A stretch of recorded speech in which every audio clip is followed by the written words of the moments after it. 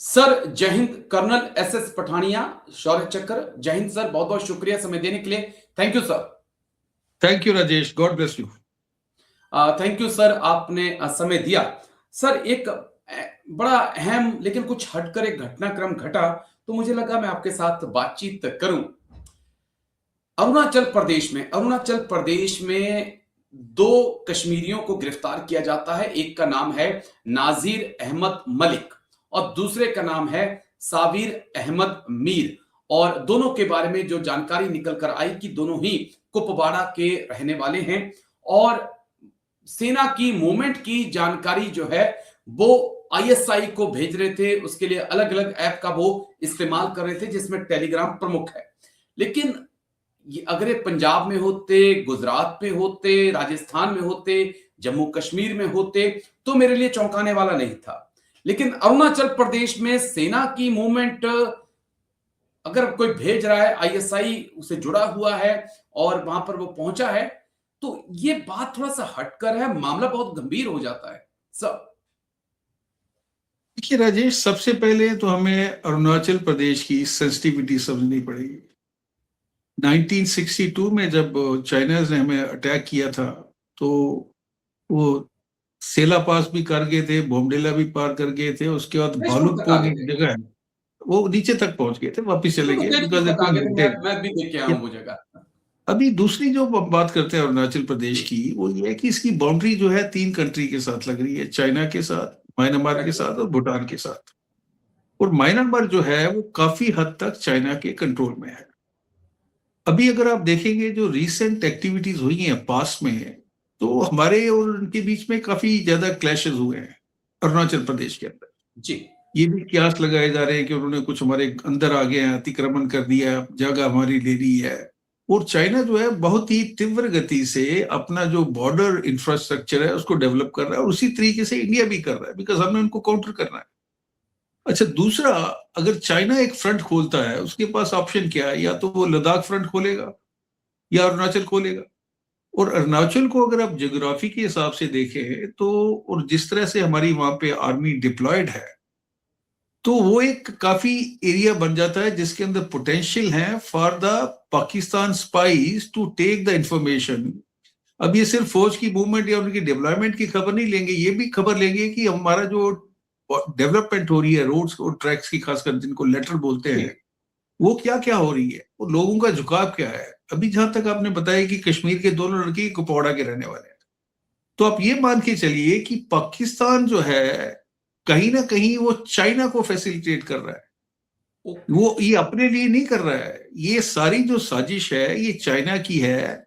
अभी चाइना अपने बंदे तो भेज नहीं सकता, वो पहचाने जाएंगे। तो इसलिए उन्होंने क्या किया कि कश्मीरी जो हैं ये ट्रेडर्स हैं बेसिकली, तो उनमें से कुछ बंदे भेज दो, ट्रेडिंग के बहाने उनको घुमाते रहो। एंड अरुणाचल की जो I would say intelligence network है, because of the terrain and geography and police, वो काफी कम है। इनकी वल्नरेबिलिटी पंजाब की निस्बत काफी कम है, और ये बड़ी देर से वहां ऑपरेट कर रहे हैं ये लोग। तो ये सारी इंफॉर्मेशन ये चाइना को पास करेंगे। चाइना जो है उसके बाद अपनी वो स्ट्रेटेजी बनाएगा कि वो कहाँ कहाँ पे हमारी वल्नरेबिलिटी है और कहाँ कहाँ पे वो हमें एक्सप्लॉइट कर सकता है। अभी आपने देखा होगा China can never be trusted. अभी जो वीजा वाली इंसिडेंट हुई थी आपके साथ ही, शायद मैंने डिस्कस की थी, जब एक अरुणाचल की एक लेडी का दे दिया था उन्होंने वीजा, नाउ। सो ये सारी चीजें देखते हुए हमें सबसे जो फिक्र की बात यह है कि कश्मीर जो है ये पोटेंशियल टेररिस्ट के लिए एक ब्रीडिंग ग्राउंड बन गया है। और पाकिस्तानी हैंडलर ना इसको सिर्फ नॉर्थ इंडिया में बल्कि पूरे इंडिया में यूज कर रहे हैं। आपने ये भी देखा होगा जब ये रेडिकलाइजेशन वाला प्रोसेस शुरू हुआ था, उसकी भी शुरुआत कश्मीर से हुई थी। तो कश्मीर को कंट्रोल करना बहुत जरूरी है, उन लोगों को कंट्रोल करना बहुत जरूरी है। और मैं ये मान के चलता हूं कि कश्मीर के 95 से 96% लोग जो है वो अच्छे हैं, दे आर पेट्रियोटिक। लेकिन वो बीच में जो 3-4% आ जाते हैं, और अगर आप उनको 80 लाख की आबादी के साथ उसका प्रोपोर्शन निकाले तो danger is quite serious and we have to be very careful about it.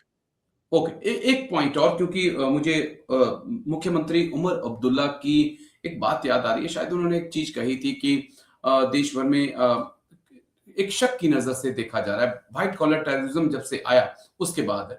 अगर इस प्रकार से, क्योंकि कश्मीरी भाई हमारे पूरे देश में घूमते हैं, सर्दियों के मौसम में शॉल्स लेकर आते हैं, वो कपड़े गर्म कपड़े लेकर आते हैं, उनका स्वागत होता है। हिमाचल में जहां मैं हूं वहां पर भी आते हैं, वो पेड़ काटने आते हैं, कटान करते हैं, और पूरे देश में वो जाते हैं, कपड़े बेचते हैं। अरुणाचल प्रदेश का ये जो इंसिडेंट हुआ या व्हाइट कॉलर टेररिज्म जो सामने आया, उसके बाद अब जहां पर भी जाएंगे एक नजर तो दिल में आएगा यार कि मैं ट्रस्ट करूं कि ना करूं। इसमें कोई शक नहीं है राजेश कि अगर ट्रेडर, पहले हमने डॉक्टर्स का देखा जी अभी ये ट्रेडर्स कम्युनिटी है, बिकॉज कश्मीरी बहुत मेहनती लोग हैं और ये राइट लोग अपने ट्रेड के लिए कहीं भी जा सकते हैं, इनकन्वीनियंस को सह सकते हैं। लेकिन यही वो जो लोग हैं, कुछ चुने हुए शख्स जो पूरे अभी, और ट्रेडर कम्युनिटी बदनाम हो जाएगी। अरुणाचल में तो चलो बात अलग है, बट ये इसका फर्क जो है वो पूरे देश पे पड़ेगा। जहां पर भी ये लोग अपने ट्रेडिंग के लिए जाएंगे, लोग इनको शक की नजर से देखेंगे। तो ये तो उमर अब्दुल्ला साहब जो बोल रहे हैं उसकी बात ठीक है, लेकिन सच्चाई भी यही है कि कश्मीर जो है इस समय एपिसेंटर बन चुका है टेररिज्म का, जहां से अलग अलग मिशन पे लोग भेजे जा रहे हैं। और ये हमारी नेशनल सिक्योरिटी के साथ कंप्रोमाइज करने वाली चीज नहीं है। We have to come very heavy. अभी मान लीजिए कि इसके अगर और तार खुलते हैं तो who knows, today we are talking about Itanagar, it may be in the entire Arunachal Pradesh and other border states also. देखिए कॉमनैलिटी क्या है, अगर हम बात करते हैं जम्मू एंड कश्मीर की या पंजाब की, तो बॉर्डर पाकिस्तान के साथ है, वहां चाइना के साथ है। And these people they are acting on the behest of China so that they can get the useful information, जिसको वो कोलैबोरेट करके, एनालाइज करके, और अपने जो स्ट्रेटेजी है अरुणाचल के लिए वो अपनी तैयार करेंगे। ठीक है, बस एक आखिरी सवाल जिसका एक छोटा सा जवाब चाहिए, क्योंकि बांग्लादेश में भी काफी इन्फ्लुएंस पाकिस्तान का बढ़ चुका है, चाइना का भी काफी ज्यादा इन्फ्लुएंस बांग्लादेश के अंदर बढ़ चुका है। क्या इम्पैक्ट इन दोनों देशों का बांग्लादेश और ढाका के अंदर आप देख रहे हैं पिछले 1-1.5 साल से, जब से शेख हसीना भारत आई है, और इसका क्या असर होने वाला है भारत पर? देखो राजेश, आज ही मैं डिबेट में था, अभी इन्होंने एक ब्लॉक अनाउंस किया है जिसके अंदर जो मेन प्लेयर हैं वो हैं चाइना, बांग्लादेश और Pakistan.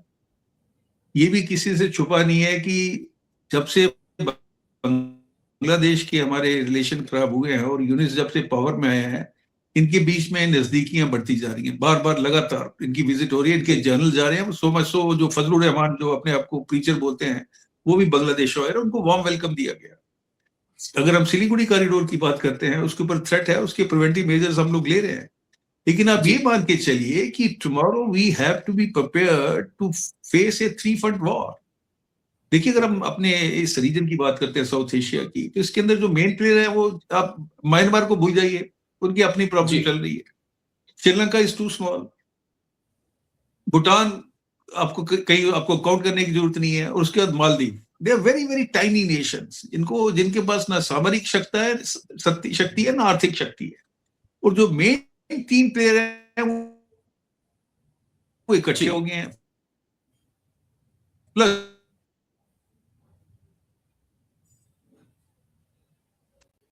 you cannot underestimate your adversary। और खुदा ना खास्ता ये जो न्यूक्लियर डेटरेंट बहुत बड़ी चीज है, लेकिन वो ऑपरेशन सिंदूर ने उसको भी नलीफाई कर दिया है।